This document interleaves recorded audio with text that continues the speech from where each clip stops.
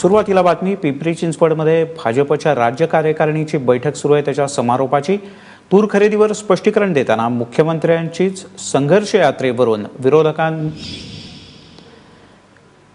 त्यांनी जोरदार निशाणा साधलेला आहे। मुख्यमंत्र्यांनी जोरदार टीका केलेली आहे विरोधकांवर।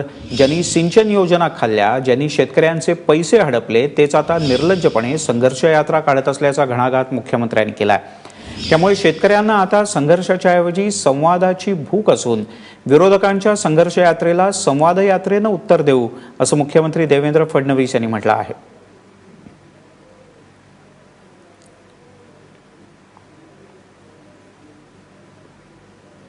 मुख्यमंत्री आपल्या आक्रमक भाषणात काय म्हणाले पाहूया।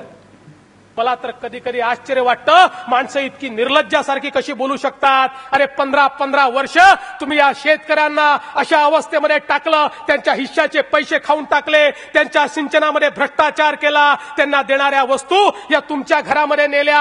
अरे पंतप्रधानांचं पॅकेज आलं ते तुमच्या आमदार खासदारांनी वाटून खाल्लं आणि तरी देखील तुम्ही निर्लज्जासारखे त्या ठिकाणी जाऊन जनतेसमोर कसे बोलू शकता। खरं म्हणजे एवढे कोडगे नेते खरे कसे तयार होऊ शकतात याचं मला आश्चर्य वाटतं।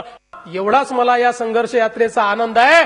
18 वर्ष ज्यांनी केवळ व्हीआयपी कल्चरमध्ये काम केलं आणि समाजामध्ये कधीच गेले नाही, आज या संघर्ष यात्रेच्या निमित्ताने का होईना 17-18 वर्षानंतर यांना समाजामध्ये जाण्याची उपरती झाली, याबद्दल मी आनंद व्यक्त करतो।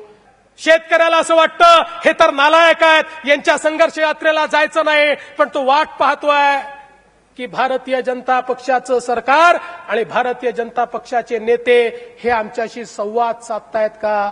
त्याला संवादाची भूक आहे।